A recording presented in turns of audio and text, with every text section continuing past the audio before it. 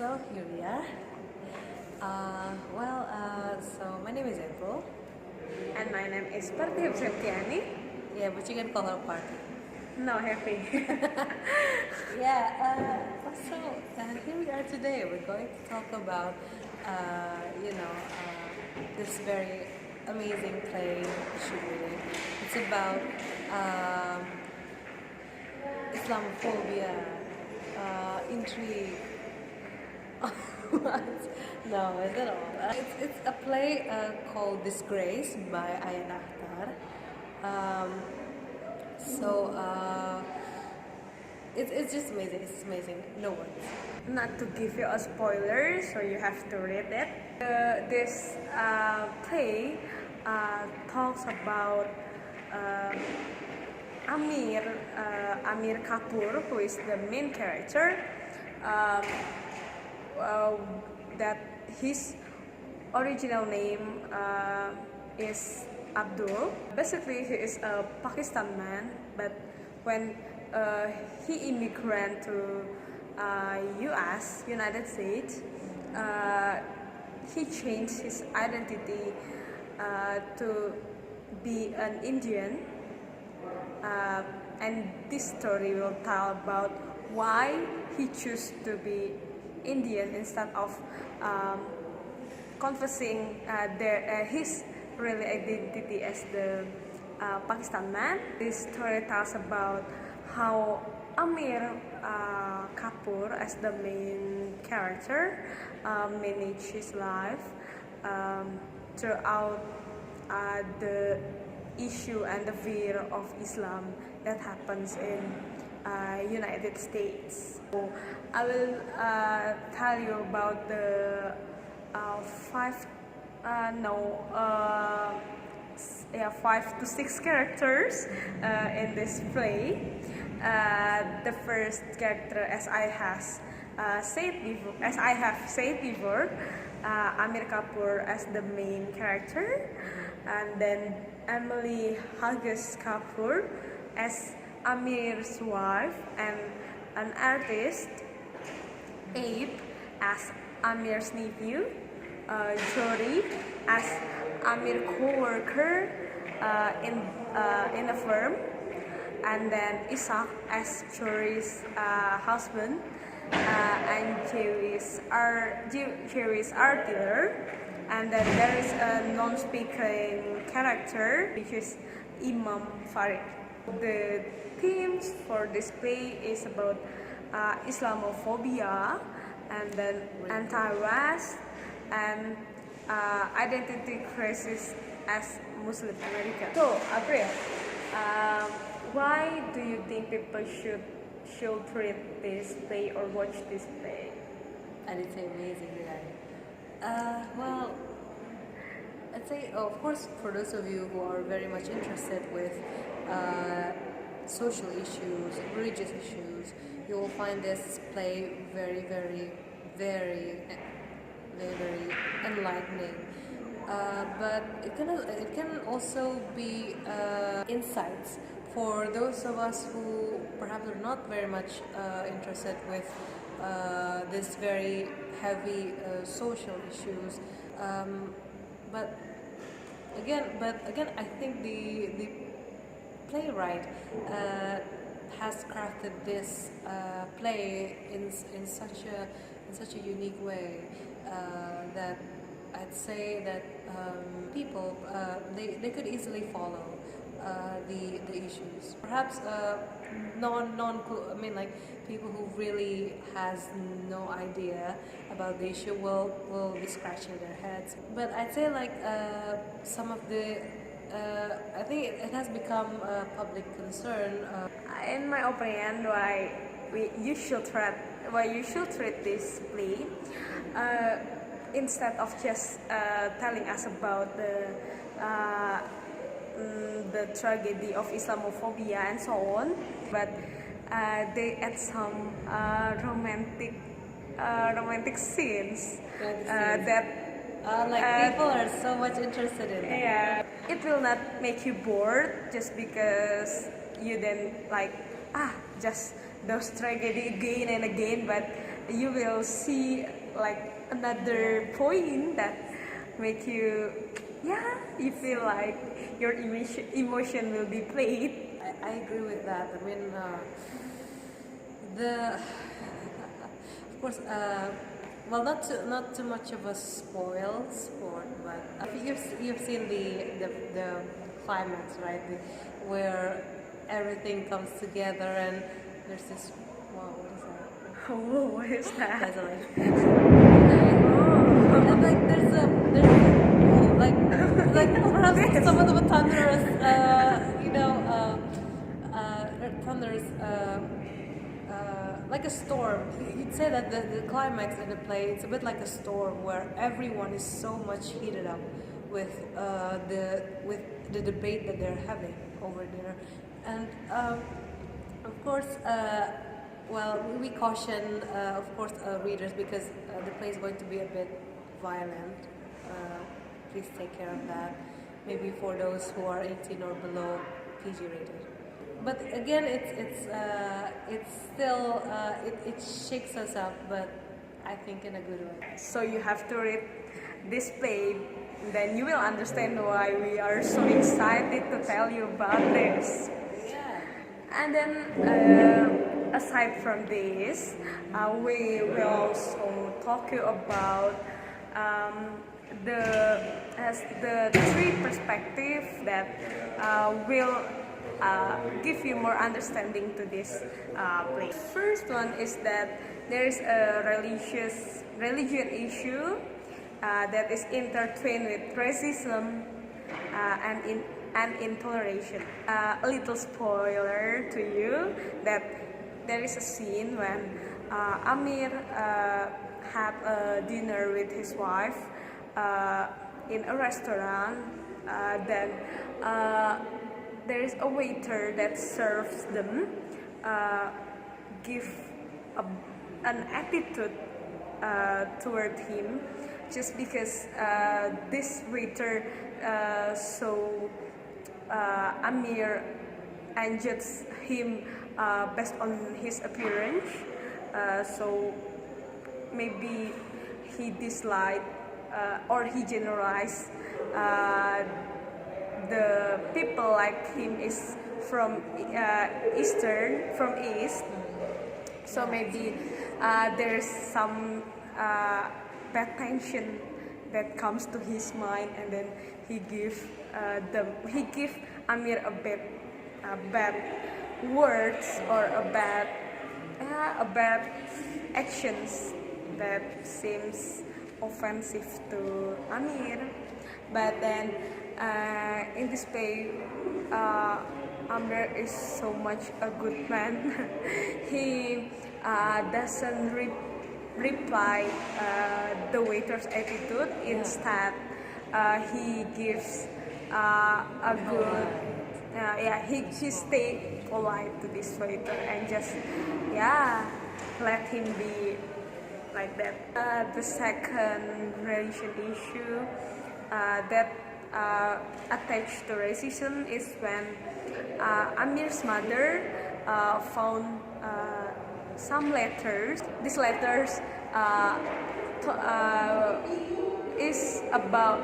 about love story between Amir and his crush, which is a Jewish girl. And then there is a strong principle in his mom mindset that you cannot have this relationship with this girl because she has a different religion with us.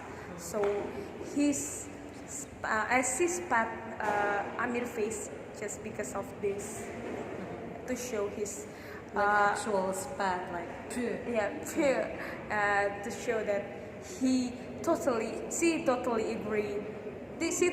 disagree with his relationship. And then Amir I know it's rude, but I think Amir is so stupid. And then he got influenced by his mom. The next day, when he met this Jewish girl, then so stupid. pet, his pet this girl to like what his mom did to him. So yeah, there's a significant role from religion in our no in this case in United States. Of course, when we talk about in the end, of course, we know that they're all human. They, even though they have different religious backgrounds, they're still human, and they are driven. That their actions are, of course, driven by their mind, and of course, we know that from Freud, and from Freud that the human psyche is very much consists of this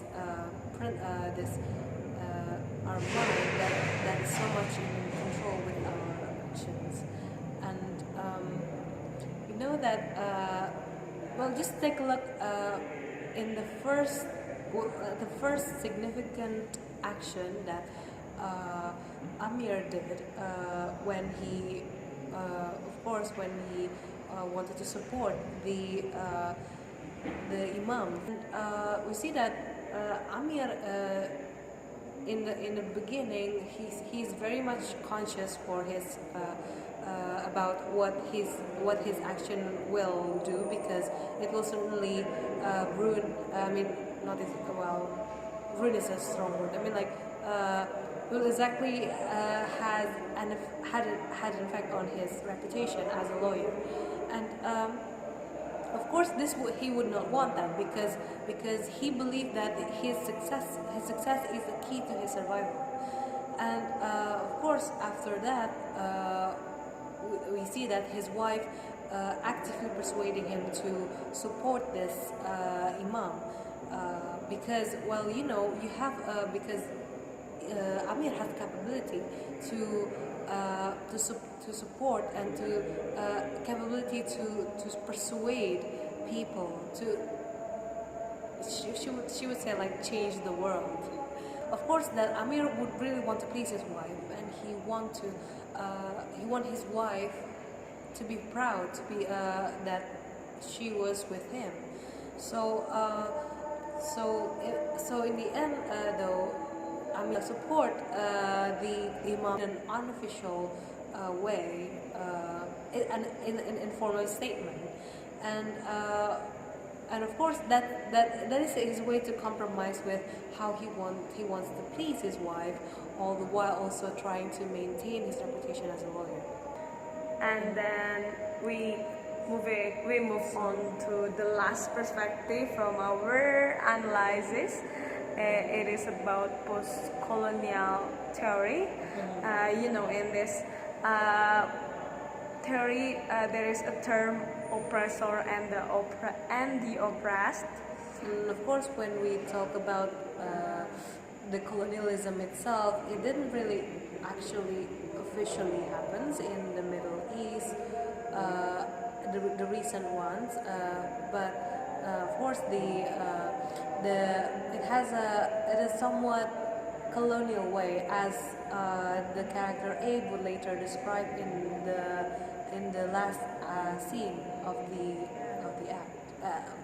So basically, this perspective is attached when U.S. society over generalizing Muslim people as terrorists. You know, the tragedy in 9/11, and then because of this generalization, there is an identity crisis for Muslim people in the U.S. because they want society to look for them. We can see that Amir tried to hide his true identity, his nephew. like he tried to imitate American fashion to his clothing, to his dress. If we take a look at this 9/11 attack, this terrorism start by the Western imperialism that happened first before 9/11. Well, I'm not very sure how it has officially colonized. I don't think so. It's not. I think I more agree with the term imperialism, in that the U.S. Tried to exert his influence, tried to extend his influence to the Middle Eastern people, especially in this case Pakistan, so that the people, as Abe has described, will follow that they meddle into the Eastern the Pakistan politics, and they also they make us want to be like them. They of course this is like a like very much colonialism on itself, where well, the colonizer is expected to behave in the same way the colonizers did. Of course, that we see how this affects the Pakistani, in that they seem to have this crisis of identity, right? Especially when they are already a U.S. citizen. Am I an American or am I a Pakistani? Yes. And of course, this is very much highlighted in the last part of the play, where Emily later became his ex-wife. He gave the painting that she had worked on at the first act, at the first scene, to give to his former husband, to her former husband, and the husband Amir received this painting, and it turns out that the painting, we know that it's a study from Diego Velázquez's painting of his Moor assistant. We get this sense that as he reflected upon this painting, he feels that, oh my God, I think I could be both. I think I could also be American and I could also be Pakistani. I should not have to choose between either of the two. I've been an American my whole life, but it's okay when people see that I am not a stereotypically white American, that I'm still an American, but there's still me, there's still the Pakistani blood in me, and there's still the Muslim part of me. That of course, why shouldn't I brought that to life? Why shouldn't I do that? Why should, of course, ironically, in this land of the free, where people express their freedoms freely, that Muslims should have to keep their identity hidden, as it. This overgeneralization then become the worst event, the worst thing happen in Amir's life. Then he lose his job, and then at first he is known that he can get the promotion, like while he is from minority group, that he can get the high position in American. That's so amazing. But then it turns out that because of this issue, and then it inhibit him to be to be a successful man. It's a very interesting play. It is like if there is a time, you could perhaps watch. Well, yeah, if you have time and money, you can go watch in I thought it's in Off-Broadway theaters, of West End in London, but well, you can still appreciate how it is from reading the play itself. So I think that's all from us. So I hope our review from this and our literary criticism for this movie can be benefited for you. And thank you for your attention. See you when I see you.